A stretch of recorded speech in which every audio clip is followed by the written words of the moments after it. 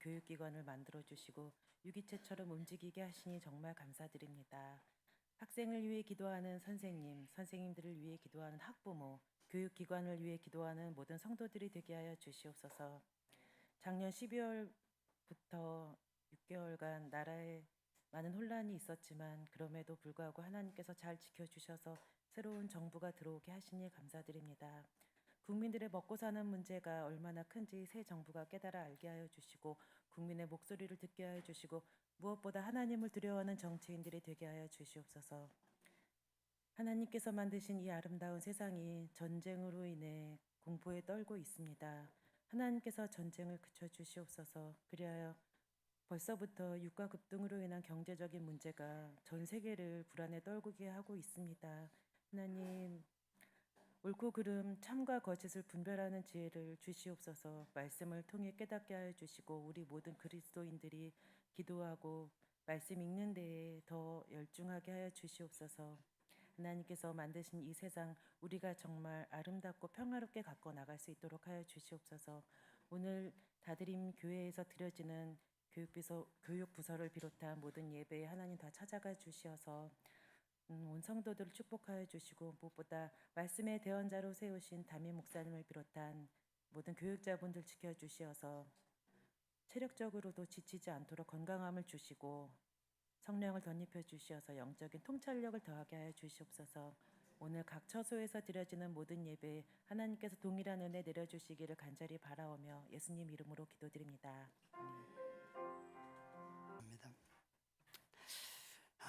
오늘 본문은 금요일 기도회 때 박종서 목사님이 이 17장 전반부를 하셨어요. 그때 제목이 주권적인 은혜라는 제목으로 설교를 하셨는데 오늘 저는 후반부의 본문을 가지고 과분한 약속이라는 제목으로 설교를 하게 되었습니다.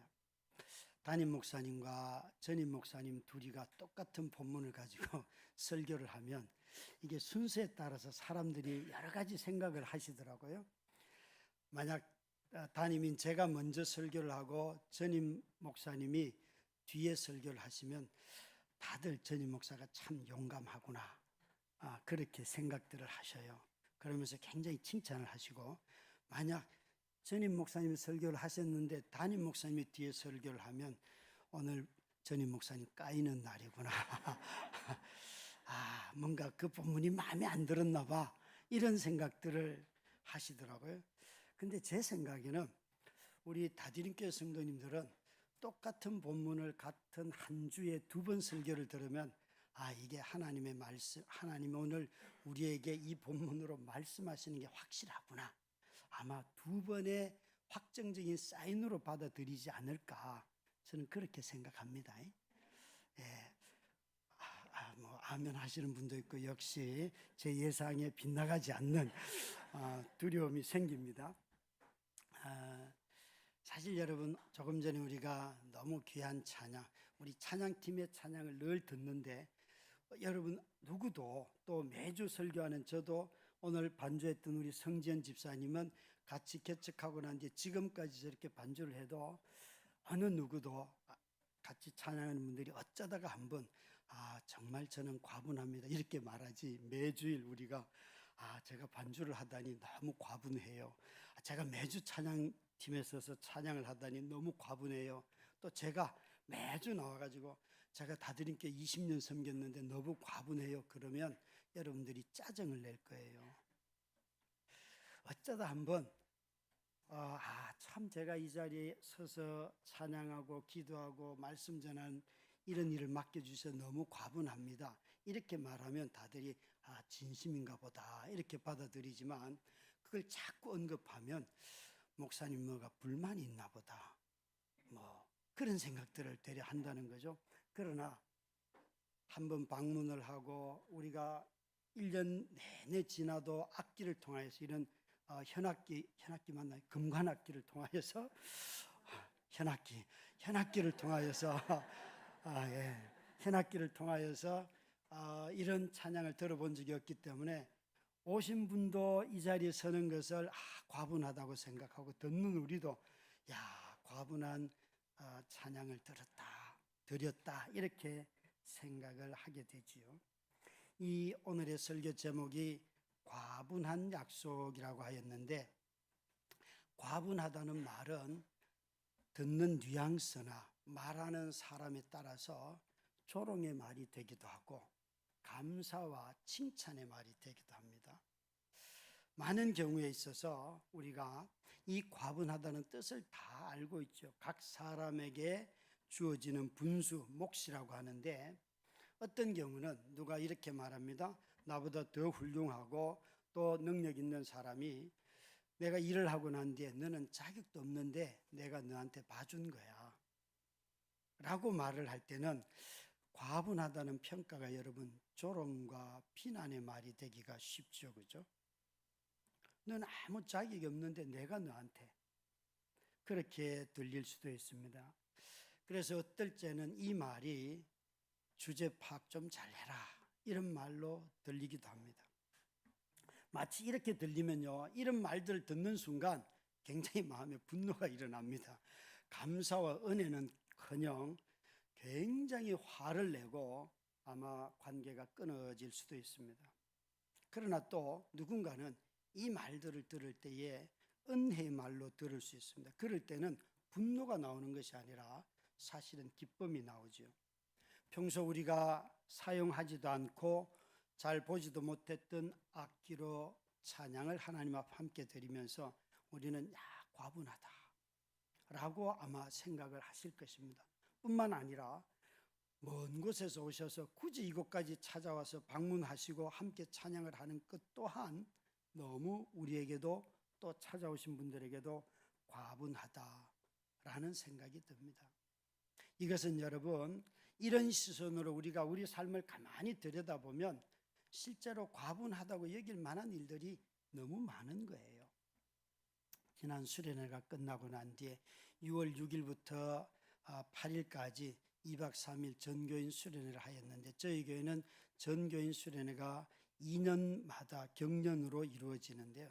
그럴 때에 매 주일 한 주일을 비우게 됩니다. 모두가 나가서 함께 수련을 마치고 왔는데, 수련회 중에 장로님 한 분하고 둘이서 이런 이야기를 했습니다. 목사님, 우리 교회는 양관시기가 너무 많아요. 폭삭 속았수다의 주인공 양관식. 그래서 둘이 앉아가지고 1번 양관식부터 막 찾아내기 시작했는데 10번이 가도 안 멈추는 거예요. 15번 가고 막 20번까지 가는 분위기. 그래서 이거 너무 짜증이 나는 거예요. 왜 이렇게 양관시기가 많은지. 여러분, 저하고 지금 눈이 부딪히는 사람들 중에 대부분 양관시기들입니다. 그런데 둘이 앉아서 그러면 학시기는 누군지 학시도 한번 찾아봅시다. 그랬더니만 장로님과 나 둘이요. 그러면서 우리는 교회에서는 양관식, 집에 가서는 학시 아닙니까? 이랬는데 둘이 막 웃었어요. 또 학시도 좀 있더라고요. 근데 좀 있더라고요. 우리가 판단한 학시가 있더라고요. 그래서 웃었어요. 보면서 내가 학시에 속하는데 우리 교회는 양관시가 너무 많아서 나는 이 자리에서 사역하는 것이 참 과분하다. 그런 생각이 듭니다, 여러분. 여러분 어떤지 모르겠습니다. 오늘 본문은 사실 다윗이 이와 비슷한 자신의 너무 과분함에 대하여서 말을 하고 있어요. 다윗은 하나님께 내가 이제는 성전을 건축해야겠다 하는 마음의 확신을 가지고 나단 선지자에게 물었어요. 그랬더니만 나단 선지자도 당신의 마음에 있는 생각대로 하시는 것이 좋습니다 라고 동의를 하였습니다. 얼마나 기뻤는지요.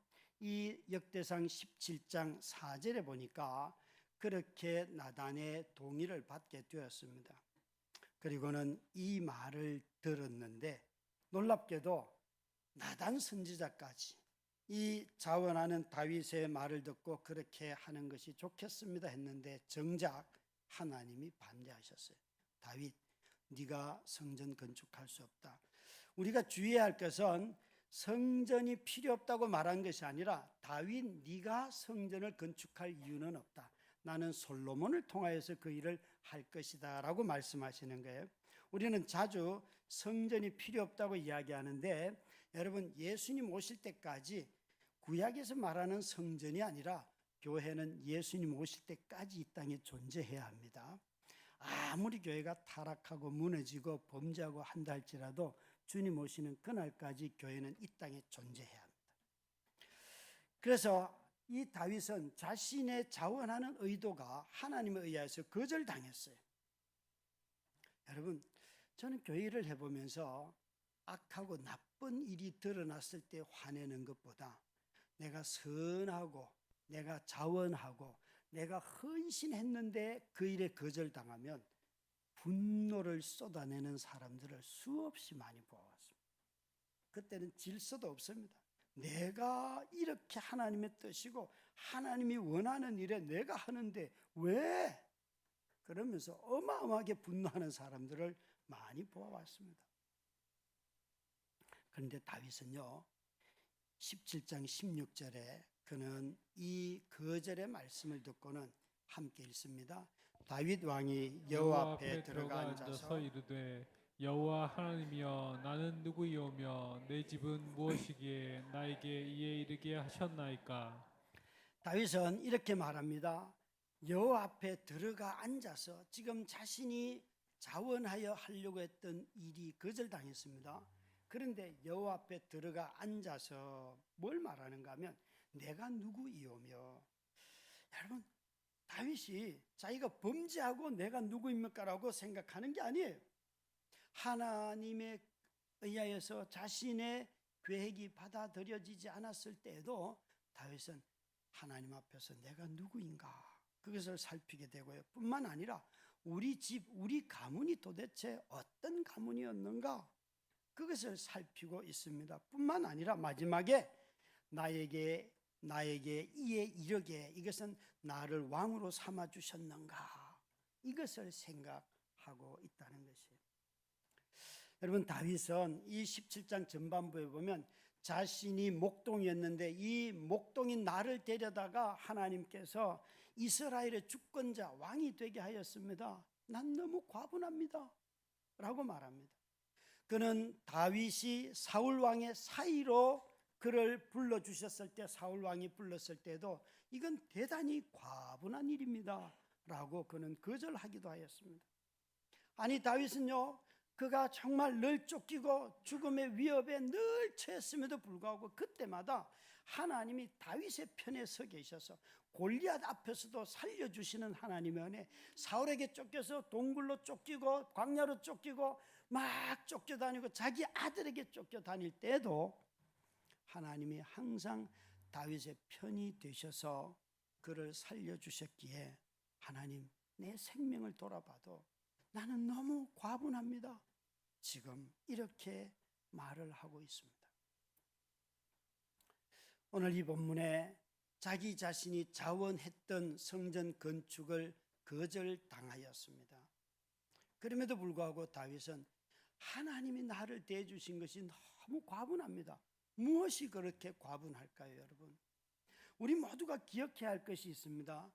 여기에 다윗이 어디로 나아갔는가? 하나님 앞에 들어가 앉았다라고 성경은 말하고 있습니다. 그것은 나단 선지자도 없고 아무도 없습니다. 그 당시는 성전이 없이 성막이었기 때문에 이 표현의 방식을 보면 마치 다윗이 제사장인 것처럼 하나님 앞에 들어가서 왕인 그 다윗이 제사장처럼 하나님 앞에 앉아 있습니다. 그러면서 그는 이렇게 말씀하고 있죠. 세 번역으로 다시 한번 16절을 읽도록 하겠습니다. 다윗 왕이 성막에 들어가서 주님 앞에 꿇어앉아 이렇게 기도하였다.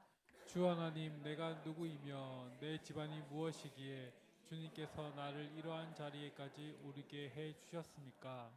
여러분, 주 하나님, 내가 누구이며 내 집안이 무엇이기에 주님께서 나를 이러한 자리에까지 오르게 해 주셨습니까?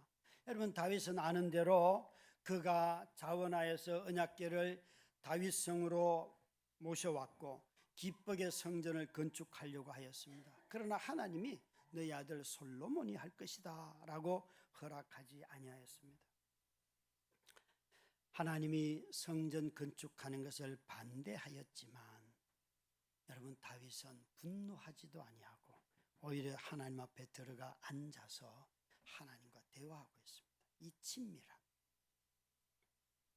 우리 모두는 주님을 섬길 때에 또 주님 앞에 어떤 뜻을 품을 때에 내가 자원하면 최고라고 생각해요.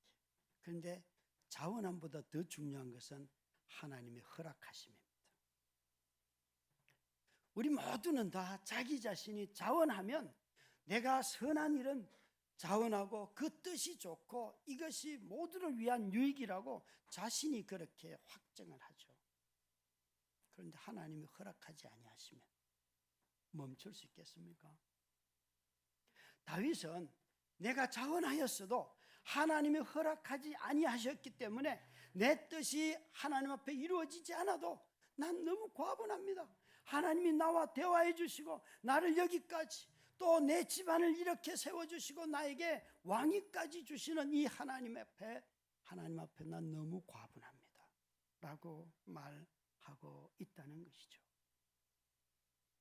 그래서 다윗은 그 반대하였음에도 불구하고 하나님 앞에 나아가서 그는 이렇게 말합니다. 역대상 17장 18절부터 19절에 보면 다윗은 그 자신이 그 하나님 앞에 앉아 있으면서 이렇게 말해줘. 읽을까요? 주께서 주의 종에게 베푸신 영예에 대하여 이 다윗이 다시 주께 무슨 말을 하오리까? 주께서는 주의 종을 아시나이다. 여호와여, 주께서 주의 종을 위하여 주의 뜻대로 이 모든 일을 행하사 이 모든 큰 일을 알게 하셨나이다. 다윗은 여러분 뭐라고 말하는가 하면 그 거절당한 그 상황 속에서도 들어가서 종에게 베푸신 영예에 대하여 내가 무슨 말을 하겠습니까? 주님이 저를 너무 잘 아십니다. 주님, 제가 주님을 위하는 줄 알았는데 주의 종을 위하여 주의 뜻대로 이 모든 큰 일을 행하사 이 모든 큰 일을 알게 하셨습니다. 나는 성전을 세우면 큰 일인 줄 알았는데 주님은 놀랍게도 그 일들을 통하여서 자기 백성에게 하실 더 큰 일들을 다윗에게 알려주셨다는 것이에요. 사랑하는 성도 여러분, 저와 여러분이 오늘날 신앙생활에서 자꾸만 내가 헌신하고 내가 원하고 내 선택과 내 계획과 이런 것이 항상 우선되다 보니까 하나님이 허락하시는가? 이건 묻지도 않습니다. 그냥 내가 보기에 내가 계획하고 이게 좋은 뜻 같으면 다 당신도 다 동의하고 누구나 다 지지를 받고 지지자만 많으면 언제든지 하나님의 일로 둔갑해 버리는 것이 우리들의 모습이지요. 그러다 보니까 하나님하고의 친밀함은 없어지고 늘 자기의 주장과 확신만 마음속에 더 견고한 것이에요. 제게는 어떤 구절보다도 20절 구절이 더 압도적이고 또 26절이 더 좋습니다. 26절은 함께 읽도록 하겠습니다. 26절입니다. 함께 읽습니다. 여호와여, 오직 주는 하나님이시라. 주께서 이 좋은 것으로 주의 종에게 허락하시고. 다윗은요 무엇을 말하고 있는가 하면 그가 하나님의 계획을 듣고 난 뒤에 여호와여, 오직 주는 하나님이시라. 지금 이 얘기를 하고 있습니다. 주는 오직 하나님이십니다. 이 하나님이 무슨 일을 하셨는가?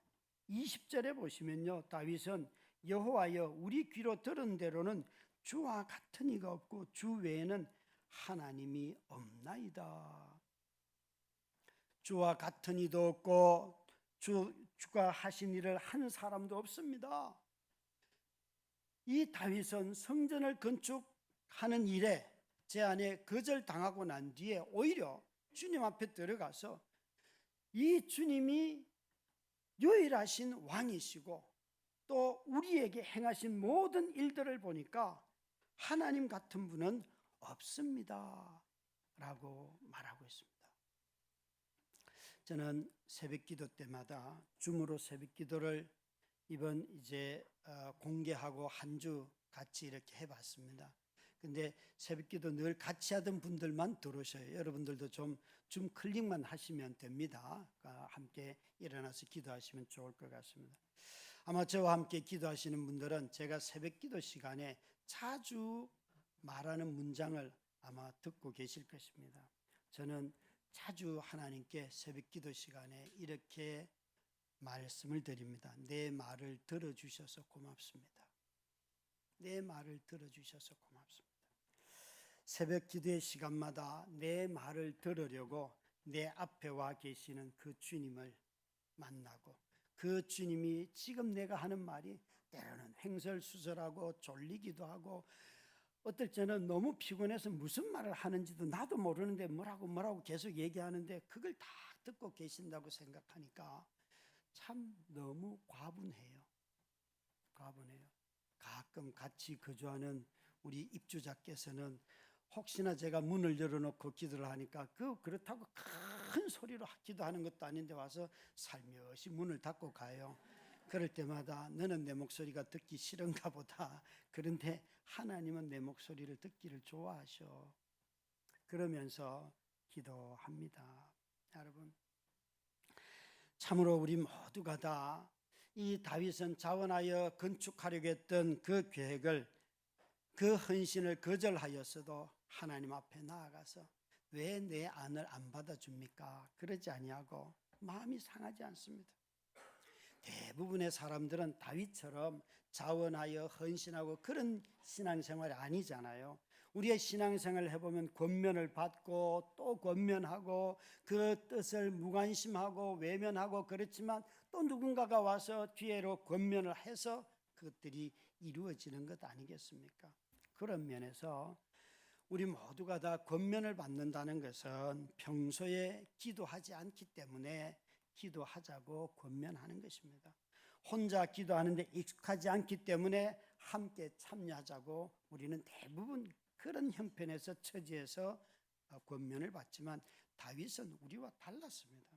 다윗은 그가 스스로 하나님 앞에 자원하여 건축하려고 하였습니다.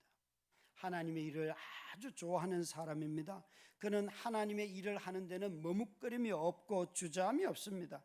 그럼에도 불구하고 하나님이 다윗, 네가 성전 건축하는 일은 허락할 수 없다라고 말씀하셨습니다. 우리 대한민국 국민들은 부지런한 지도자를 좋아합니다. 게으른 지도자 안 좋아합니다. 그것은 교회나 나라나 똑같은 것 같습니다.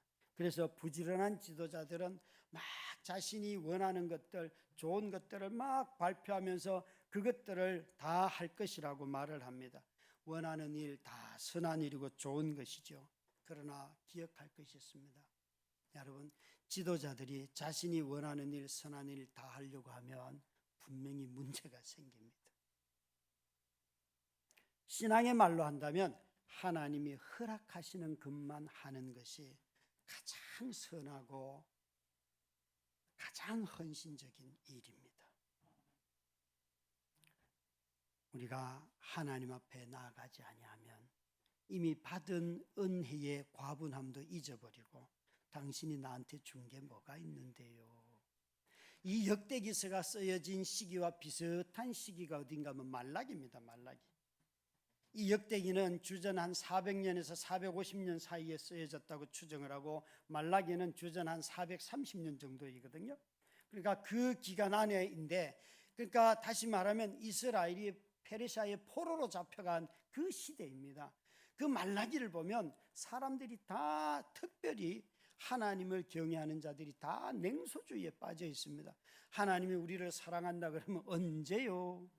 우리를 하나님이 언제 사랑했다고요? 내가 사는 꼴을 봐요. 당신이 나를 사랑한 증거가 있는지.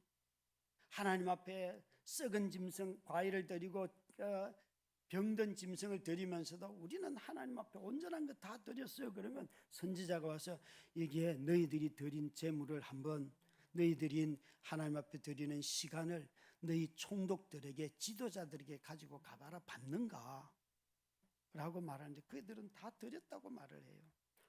아주 신앙의 냉소가 깊은 시대에 쓰여진 책입니다. 선한 갈망도 하나님으로부터 허락받지 않으면 독이 됩니다. 자원함도 허락함 없이 행하면 그게 바로 질서를 어기게 되는 거죠. 그래서 지도자들이 자꾸만 자신이 선하고 원하는 일을 다 하려고 하면 반드시 부메랑이 되어서 돌아올 것입니다. 우리는 정말 하나님의 뜻을 분별하고 하나님 앞에 겸손히 내가 선한 생각을 가졌어도 주님이 이때에 원하는 일인지 물으시고 함께 일을 하는 것, 그것이 주님께서 우리를 인도하시는 방법이고 주가 이루시는 일입니다. 이 다윗을 하나님은 이렇게 그에게 있어서 다윗 자신은 하나님이 자신에게 허락하지 않는 것조차도 과분하게 여겼습니다. 그러나 다윗은 또 이 본문을 가만히 보면 얼마나 자신을 높여주신, 존귀한 자로 높여주신 것을, 왕으로 높여주신 것을 그는 너무너무 과분하다고 말하고 있습니다. 그래서 이 다윗을 16절 끝에 있는 것처럼 나에게 이에 이르게 하셨나이다, 왕이 되게 하여 주셨습니다 라고 그는 말하고 있습니다. 그 자리에서 자신이 누구인지, 우리 가문이 어떤 집인지, 어떻게 자기가 왕위를 차지하게 되었는지 그는 추억하면서 놀라워하고 있습니다. 다윗은 30살에 왕이 되었습니다. 혹독한 시련을 거쳤습니다. 그는 또한 모든 전쟁에서 승리하였습니다. 다윗은 모든 싸움에 승리하였습니다. 이제 성전만 건축하면 됩니다. 그러나 그 건축을 하나님이 막으셨지요. 다윗은 양을 치던 그 목동에서 이스라엘의 주권자가 되었고, 심지어 17장 8절을 보면 내가 어디로 가든지 내가 너와 함께 있어 내 모든 대적을 내 앞에서 멸하였은즉 세상에서 존귀한 자들의 이름 같은 이름을 내게 만들어 주리라. 원래 다윗은 왕이라는 이름이 없었습니다. 그런데 그가 골리앗과 싸워 이겼습니다. 여러분, 이 골리앗은 장수임에도 불구하고 그와 싸워 이겼습니다. 그래서 사람들이 다윗이 죽인 사람이 만만이다 라고 하면서 그의 이름을 점점 높여주십니다. 그 이후에도 다윗은 사울에게 쫓기고 그 이후에도 자기 아들 압살롬에게 쫓겼어도 하나님은 이 다윗을 계속하여 높여주셨습니다. 그러나 다윗은 이렇게 말하죠. 오늘 17절 말씀 한번 보시기 바랍니다. 함께 읽겠습니다. 하나님이여, 주께서 이것을 오히려 작게 여기시고 또 종의 집에 대하여 먼 장래까지 말씀하셨사오니 여호와 하나님이여 나를 존귀한 자들같이 여기셨나이다. 다윗은요, 이 17장 본문에 무려 주의 종이라는 단어를 8번이나 반복하는데요, 이 구절에도 오히려 이것을 작게 여기시고 왕이 된 일도 그러하고 또 자신이 성전을 건축하려고 했던 그 일도 그러하고 이 모든 것들은 하나님 보시기엔 다 작은 일이에요. 왠가 하면 지금 다윗을 왕을 세우시고 성전을 건축하지 못하도록 했음에도 불구하고 이 후손을 통하여 성전을 건축할 것이고 너의 후손을 통하여서 메시아가 오실 것이고 너의 후손을 통하여 그 왕위는 계속해서 이어질 것이다. 다윗은 자신이 왕된 것보다도 후손을 향한 하나님의 영원한 약속, 그리고 성전을 향한 하나님의 영원한 약속, 정말 참 왕이시고 참 성전이신 예수 그리스도를 보내실 그 약속을 바라보면서 자신에게 행하신 이 일들은 너무너무 작다는 거예요. 사랑하는 성도 여러분, 저와 여러분이 예수 그리스도 그분이 참 왕이시고 그분이 참 성전이라는 것을 깨닫는다면 저와 여러분은 다 그분 앞에 엎드리게 될 것입니다. 그러나 내가 왕이고 내 상황이 왕이고 내 형편이 이전보다 더 높아졌다고 스스로 자기를 높이는 자들은 예수 그리스도 앞에서도 겸손히 자기를 낮추지 않을 것입니다. 오히려 무감각해질 것입니다. 다윗은 하나님 앞에서 자신이 종에 불과하다는 것을 이야기하고 있습니다. 이것은 단지 구약에 있는 다윗에게만 해당하는 것이 아닙니다. 여러분, 신약의 베드로 사도는 우리를 향하여서, 우리 성도들을 향하여서 베드로전서 2장 9절 10절에 이렇게 우리에게 말씀하였습니다. 읽습니다. 그러나 너희는 택하신 족속이요 왕 같은 제사장들이요 거룩한 나라요 그의 소유된 백성이니 이는 너희를 어두운 데서 불러내어 그의 기이한 빛에 들어가게 하시니에 아름다운 덕을 선포하게 하려 선전하라. 하심이라. 너희가 전에는 백성이 아니더니 이제는 하나님의 백성이요 전에는 긍휼을 얻지 못하더니 이제는 긍휼을 얻은 자니라. 베드로 사도는 하나님을 예수 그리스도 안에서 거듭난 모든 사람들은 왕 같은 제사장, 그의 소유된 백성, 거룩한 나라다. 바울은 이걸 다르게 표현해서 너희가 오래 참으면 왕 노릇하리라. 바울은 그렇게 말하였습니다. 여러분, 예수 그리스도만 또 다윗만 왕이 아니고 놀랍게도 그리스도 예수를 영접한 모든 사람들에게 너희가 왕 노릇하는 자들이다 라고 약속하고 계십니다. 우리 모두는 그리스도 예수로 말미암아 하나님의 이 놀라운 약속으로 말미암아 긍휼을 입은 왕같은 제사장으로 높임을 받았습니다. 정말 우리 모두는 다 구약 성경에서는 다윗 한 사람을 두고 왕이라고 하였지만 신약 성경은 그리스도를 믿는 모든 자들을 통하여서 너희들이 바로 세상을 통치하는 왕이다, 세상을 돌보는 왕이다 라고 우리에게 말씀하고 계십니다. 사랑하는 성도 여러분, 저와 여러분이 그리스도를 높이면, 그리스도를 믿으면 우리의 자리가 어디로 높아집니까? 하나님 보좌 우편으로. 이 세상에 어떤 성공을 통하여서도 도저히 높아질 수 없는 자리에 이미 우리는 믿음으로 말미암아 그 자리에 하나님이 우리를 높여주셨어요.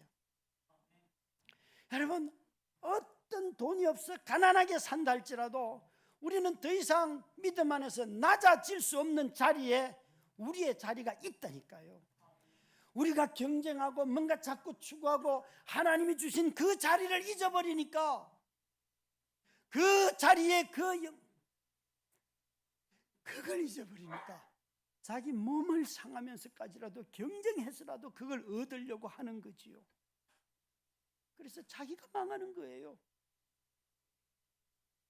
정말 저와 여러분을 하나님은 더 이상 높아질 수 없는 가장 높은 곳에 우리를 이미 높여주셨습니다. 우리가 세상에서 불안해하는 이유는 우리의 자리가 없어질까 봐서, 책상이 빠질까 봐서. 아니요, 그것이 아니라 내 믿음의 고백이 하나님의 약속 안에 있지 않기 때문에 그런 것입니다. 참으로 다윗은 하나님이 자기에게 하신 더 큰 일들, 더 놀라운 일들을 보았는데 그것은 26절에 말씀드린 것처럼 여호와는 오직 주는 하나님이시라. 여호와여 오직 주는 하나님이시라. 이 말씀은 여호와여 오직 왕은 하나님 당신뿐이십니다 라고 다윗이 고백합니다. 자신이 왕된 것도 너무 작고 성전을 건축하려는 계획도 너무 작은 일이고, 그런 다윗은 이렇게 고백하고 있습니다. 21절 말씀을 한번 보실까요? 다윗은 자기의 민족을 보면서 20절에 우리 귀로 들은 대로 주와 같은 이가 없고 주 외에는 하나님이 없나이다. 21절 함께 읽습니다. 땅에 어느 한 나라가 주의 백성 이스라엘과 같으리까? 하나님이 자기 백성을 구속하시려고 나가사 크고 두려운 일로 말미암아 이름을 얻으시고 애굽에서 구속하신 자기 백성 앞에서 모든 민족을 쫓아내셨사오며. 다윗은 지금 이렇게 말합니다. 하나님, 내가 지금 왕된 것 보니까 우리 저 선조들이 노예로 살 때 하나님이 그들을 구속하여서 그때부터 일을 해오셨는데 이미 과거 속에서도 하나님 우리는 뜨돌이였고 그 당시에 정말 흑한 잡족과 같은 히브리 사람이었지만, 나그네들이었지만 하나님이 우리를 택하여서 이미 이렇게 높여주셨습니다. 그런데 주님께서 자기 백성을 이렇게 구속하신 크고 놀랍고 두려운 일을 이미 우리는 알고 있었고 모든 민족 가운데 우리를 당신 백성을 삼아 주셨습니다. 지금 여러분 이 역대기서는요, 이 역대기서를 읽는 1차 독자들은 누구인가 하면 페르시아에 끌려간 유대인들, 소위 말하는 디아스포라입니다. 이들에게는 성전도 없고 재물도 없고 나라도 없고 민족도 없고 그들에게 남아있는 것은 회당을 통하여 이루어지는 신앙의 공동체밖에 없어요. 그걸 디아스포라라고 하는 거예요. 그런데 성전도 없고 재물 드릴 것도 없고 땅도 없는데 왜 다윗의 이야기를 가져옵니까? 여러분, 너희들이 성전이 없어도 언약궤가 없어도 약속의 땅이 없어도 너희들에게 하나님의 약속이 있다. 너희들이 눈에 보이는 가시적인 성전과 언약궤와 땅이 없어도 가장 큰 하나님의 약속이 있다. 다윗은 그 이야기를 하면서 디아스포라로 자기의 존재감이 노예가 되어버린 그 백성들을 향하여서 이 약속을 믿겠냐고 묻고 있는 것입니다. 그 약속을 붙들고 있으면 너희 조상들이 노예로 애굽에 끌려갔었어도 민족을 이루지 않았느냐? 우리에게도 오늘 그 일들이 일어난다. 이 25절에 하나님이 자기 백성을 세우는데요, 25절 함께 읽을까요? 나의 하나님이여 주께서 종을 위하여 왕조를 세우실 것을 이미 듣게 하셨으므로 주의 종이 주의 앞에서 이 기도로 간구할 마음이 생겼나이다. 그는 거절당하였어도 기도가 이어지고 있고요, 이 구절에서 가장 중요한 단어는 세우실 것이라는 이 단어입니다. 조금 전에 말씀드린 대로 1차 독자들은 나라도 성전도 재물도 땅도 아무것도 없는 사람들입니다. 그런데 그들을 향하여서 이 역대기 저자는 하나님이 왕조를 세우실 것을, 이 세우시다는 단어는 일으키시다는 단어인데 이 일으키다는 단어가 바로 부활을 말할 때 쓰는 단어입니다. 그래서 부활을 일으키신다고 하시는데 이 70여 년 번역에 보면 정확하게 이 단어는 바로 부활할 때 쓰는 일으키다는 단어를 그대로 사용하였습니다. 다시 말하면 지금 너희들은 불순종으로 말미암아 진노를 받아서 죽은 상태야. 나라도 잃었고 땅도 없고 언약궤도 없고 성전도 없어. 죽었어. 그러나 십자가에 달려 죽으시고 무덤에 갇힌 예수 그리스도를 하나님께서 일으키신 것처럼 너희들도 일으킬 거야 라고 말씀하시는 거예요. 여러분, 하나님은 죽은 자를 살려서 영생 얻게 하십니다. 죽은 자를 살려서 하나님 보좌 우편에 앉혀주십니다. 그것이 바로 우리들입니다. 다윗이 생각할 때 성전 건축이 큰일이고 자신이 왕이 된 것이 큰일인 것 같지만 하나님은 다윗이 성전 건축보다도 왕이 된 것보다도 더 큰 하나님의 약속 보기를 원하셨습니다. 그래서 다윗이 하나님을 위하여서 성전을 건축하는 이 헌신보다도 하나님이 다윗을 위하여 하실 더 큰 일 보기를 원하셨던 것입니다. 성전을 건축하는 일은 죽은 자를 살리는 부활의 약속에 비하면 정말 허드렛 일과 같습니다. 그것은 큰 일이 아닙니다. 성전 건축하는 일은 중요한 일입니다. 그러나 우리 모두가 다 성전이 없어도 이 땅에서 흩어지고 망하였어도 이 하나님의 일으키시는 부활의 능력을 믿는다면 우리는 다시 살아나는 것입니다. 이 얼마나 과분한 약속입니까? 다윗은 역대기 저자는 다윗의 입을 빌려서 말합니다. 주님만이 왕이십니다. 오늘 조금 전에 찬양했던 것처럼 주님만이 왕이십니다. 주님만이 여호와 그분만이 왕이십니다. 이 좋은 것으로 우리에게 허락하여 주셨사오니 이제 내 기도를 바꾸겠습니다. 성전 건축이 아니라 부활의 능력, 우리 주 예수 그리스도의 그 능력을 사모하고 그 능력을 힘입어 살겠습니다. 여러분, 우리는 우리 삶이 무너질 때에 쉽게 왕을 교체합니다.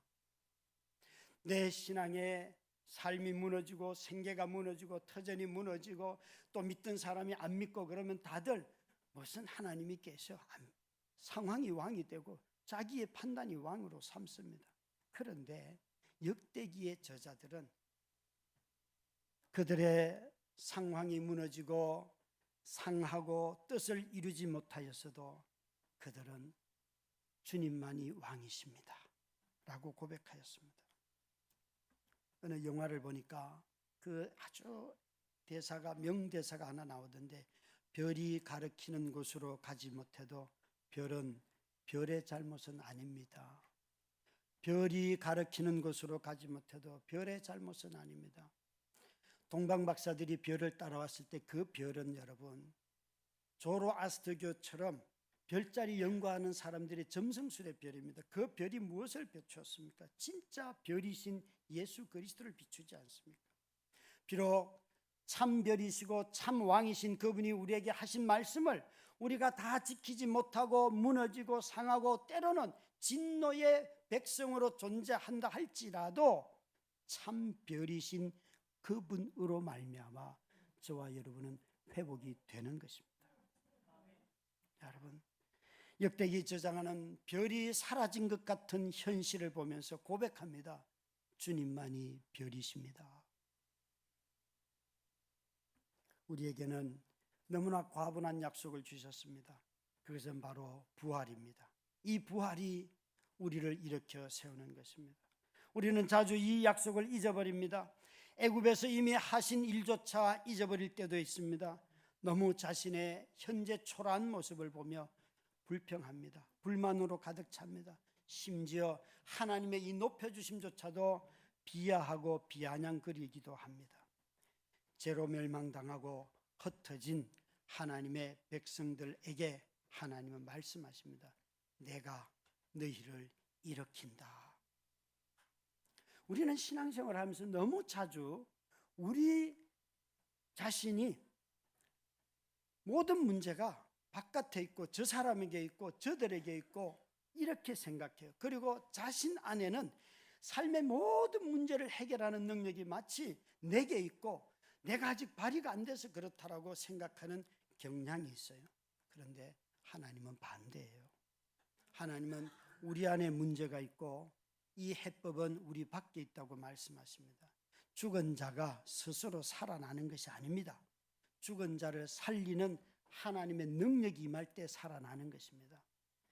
기도가 어려운 이유는 내 영이 죽었기 때문에 기도를 못하는 것이지 내가 마음만 먹으면 기도할 수 있는 게 아닙니다. 신앙생활은 내가 마음 먹었다고 되는 게 아닙니다.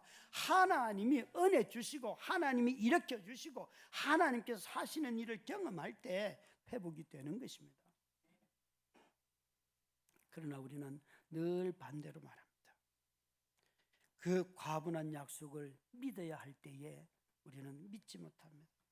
문제 해결의 능력이 마치 우리 안에 있는 것처럼 자녀의 문제가 있고 부부관계의 문제가 있고 세상의 문제가 있을 때에 마치 내가 다 해결할 능력이 있는 것처럼 생각하는데 살아보면 그런 생각을 가질수록 자기 비하에 빠집니다. 낙심합니다. 절망합니다. 그러나 다윗처럼 내가 누구인지를 알고 외부로부터 오는 힘을 의지하고 그 약속을 붙잡을 때에 우리는 감사하게 됩니다. 소망은 외부로부터 오는 힘, 부활의 능력을 의지할 때 소망이 있습니다.